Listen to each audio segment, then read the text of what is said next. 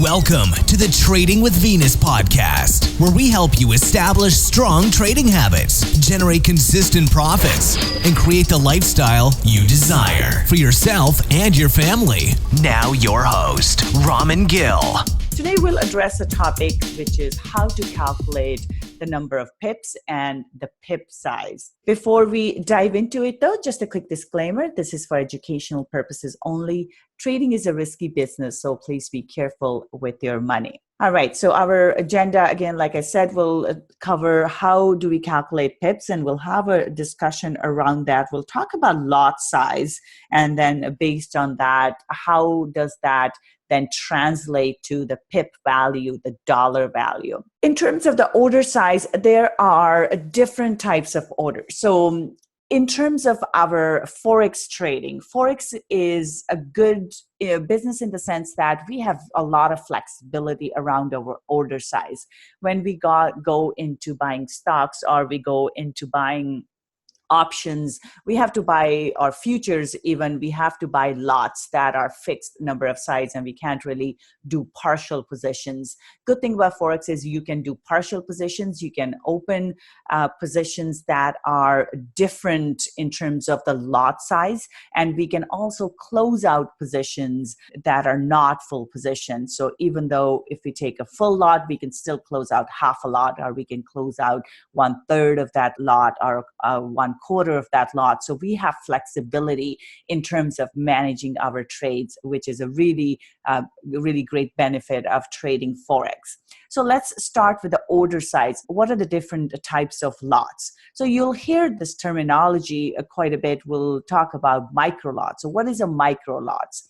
So in terms of our trading, when we talk about order size, we are looking at number of units, because we can start with any size of account. In terms, we can start with, some brokers will even allow a $10 account size, some will allow $50 account size, and others will have a certain minimum for a certain type of account. So for example, I think a standard account, you need to have a certain amount of minimum, and for a professional account, you need to have 2,000 or 5,000 or something like that. So different brokers will have different requirements as to the size they will let the person trade based on the account size, and they will have restrictions on what's the minimum amount of capital a person can start with. So when the account size is very small, or when you're just new and you're testing out things, or I should say, or you're testing out things and you don't want to risk a lot of money, it's a good idea to start with smaller size. So smaller size will bring us into micro lots. Now, lots can go even lower than micro lots, because one micro lot is 1,000 units. Now, if the account size is smaller, then it can be even less. So you could trade 500 units or 100 units. So all the lots are calculated in number of units. So 1,000 is called a micro lot. So if you have a micro lot, if you're trading a micro lot, that means you're trading multiples of 1,000 units. So 1,000 will be one micro unit.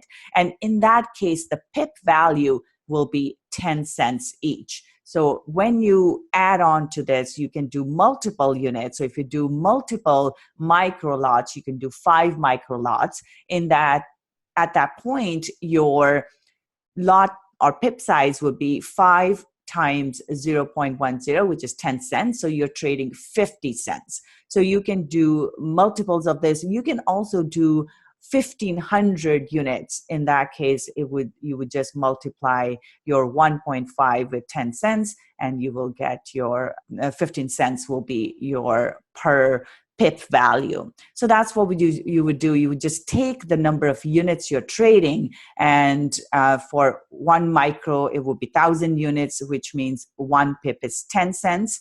And if it's half of this, then 500 units will be 5 cents. And if you're doing multiples of that, so let's say you're trading 2 micros here, that it will be 2, so 2,000 units, it will be 2 times 10 cents. So you're looking at 20 cents per pip. So this will be a micro lot. So as you start to get into bigger units, so let's say you've been trading micros for a while and you're comfortable with that, now you want to scale up your size. Next thing that you would go into are called mini lots. Now, when we talk about mini lots, you're getting into 10,000 units. And the way you would really get into this is first, let's say you're trading one micro lot, then you scale it up to 2 to 5, that type of stuff. And then if you look at it, once you get to 10 micro lots, and you're automatically into the mini lot, because then you would have 10,000 units. So once you get to the 10,000 units, that's called a mini lot. In a mini lot, 1 pip equals $1. So every time you make 1 pip, you will have a profit of $1. So if you make 10 pips, your profit will be $10. So this is how we would ramp it up. You make 50 pips, you would make $50. So this is where the money will actually start to add up. So these are called your mini lots. So if you have $1,000 in your account, then I would not trade any more than one mini lot, because otherwise, even though you may feel that you'll make more money by trading larger size, but the flip side of that is that you could also lose more money by trading larger sizes. So it's better to have smaller size and build the account up over time, rather than going with the maximum that you can trade, because then you don't have a lot of runway. So let's say you have a few losing trades in a row, which will happen from time to time. And in that case, then you run out of money or you're getting margin calls. And we don't want to be in that situation, because once you get a margin call, you're basically just throwing the baby out with the bathwater, and you're just literally just, they will take all the money. The broker will take all the money from your account, and some broker may even send the account into a negative, which means that you would owe them more money than there is in the account. So we do not want to be in a margin call situation. So it's best to just keep our trade size small. So mini lot, you're looking at 10,000 units. In that case, 1 pip is equal to $1. So now if you were trading 2 mini lots, then you would have 20,000 units, and your pip value would be, so 1 pip will be $2 here. So if it's 20,000, so that 1 times 2 here, so that will be $2 per pip. Now, if you have 3 mini lots, we go do the same thing. So 30,000 units is what you will be trading, and it will be 1 times 3. So your pip value will be $3. So that's how you would calculate your mini lot value. So if you're trading 5 mini lots, then it will be 5 times 1. So it will be 50,000 units. So 5 times 10,000 will be 50,000 units, and 5 times $1, which is the value of 1 pip there, then each pip will be worth $5. So now once you get to that 5 mini lots, you are almost at the full lot, because now you are at half standard lot. So that's how our micro and minis work. And again, you can have any combination of this. You can do 10,500 units. And then your pip value just will be based on that amount. So you can choose to do multiple minis, you can choose to do multiple micros, and slowly you can go up in size. But again, I recommend that this be done on a very, very slow basis rather than going up, because otherwise it creates problems. Next is, what is a full lot, or what is a standard lot? A standard lot is 100,000 units. In a standard lot, 1 pip will be worth $10. Again, another way to look at this will be, so this will be 10 mini lots, right? And now we get to 100,000 units. 100,000 units, 1 pip, $10. So if you have 2 standard lots here, each pip will be worth $20. If you have 3 standard lots here, each pip will be worth $30, and you can go up from there. If again, with multiple lots, the full lot, if you're trading 5 standard lots, which means 500,000 units, then your pip value would be 5 times 10, which brings us to $50 a pip. So Only time you want to do this is when you have a larger account size, because like I said, when it goes up, it looks great. But when it comes down, it can be very, very hard from the mindset perspective. And it can really trigger some negative behavior in the traders. So personally, I have experienced this where the bigger the size, the more the emotional component that and psychological component that comes in. The smaller the trade size compared to your account size, the more comfortable you are, because even if you were to take a few losses in a row, then you don't get a panic attack. Your mindset doesn't cause you to get on the slippery slope of making worse decisions. So that's something very important to keep in mind. So let's take a look at how do we actually calculate pips here. Going into our account here. So what we have, for example, let's take a look at this is dollar cat 1 hour chart. This is the current price action. Looking on the right hand side here, some brokers will have 5 decimal places, others will have 4 decimal places. So in this case, my broker has 5 decimal places. Usually the last one, it doesn't make that big a difference because it's just the point. So I tend to ignore the last one because literally it's a fraction, so it doesn't make that big a difference. What makes a difference are the last 2 digits here. So if the price went here from 30.76 to 30.66, that would give us 10 pips. So that's how we would calculate our pips. So you take of the 4, let me go back to the PowerPoint here and bring this up here. So pip value. So let's say price went from 1.3075 and then dropped to 1.3065. So as you can see, if you were to subtract 65 from 75 here, that would give us 10 pips. So this is how you would calculate it. If you had 30753, I tend to ignore this, but again, you don't need to. You can keep them in there, but it's a fraction. So the more important numbers will be the 4 here, the 4 numbers here. So you look at, of the 4 numbers, you look at last 2 digits and you look at the last 2 digits on where price ended. So where price started, where price ended, so that would give you 2 pips. So this is when the price actually dropped, right? Now, if the price went up, so this is a bullish move. In a bullish move, price would go from 1.3075 and it would then go to 1.3085. Now, that would be our 10 pips. What I'm not taking into account here is the spread. Spread will be present for all accounts with all brokers. You will have some sort of spread depending on the account.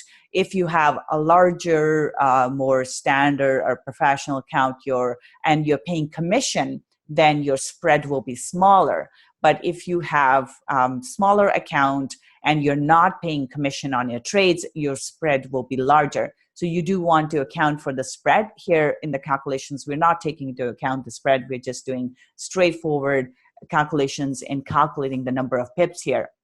So in a bullish move, when the price moves from 3075 to 3085, that gives us 10 pips. So it would be 85 minus 75 gives us 10 pips.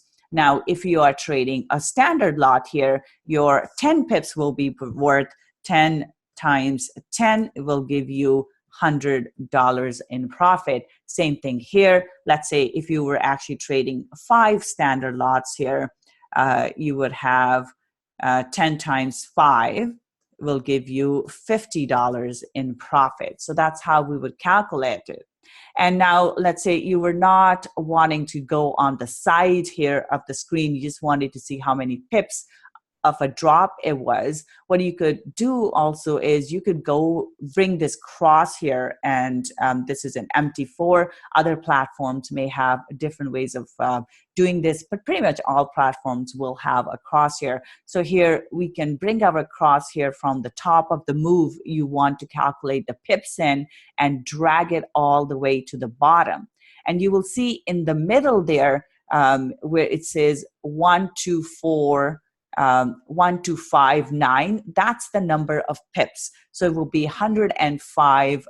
So 1259 is 125.9 pips. So again, I tend to ignore the last little part because it's fractional, but you could take that into account. So, but it's 126, not 1266 here, 126.6 pips. So that's the number you're looking at. And on the right of that, it will give you what the actual price point is. So it will show you 1.2954. So it shows you what the actual price point was at that particular point.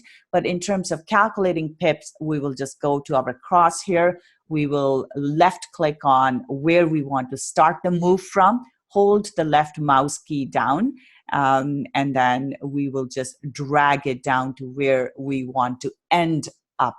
So in this case, the middle number of the three, so we see three numbers there, 25, which is the first number, 125.6, so 1256, that's the second number. That second number is the number of pips. So in this case, it will be 125.6 pips. So that's why you can just ignore it if you choose to. But if you want to be precise, it's 125.6 pips. And that's what you would base your calculations on. Or another way, like I said before, is you just start from, you put your trend line, your horizontal support and resistance line at the top. You can take a look at what the number is there. You can drag a horizontal line to the bottom of the move that you're trying to calculate.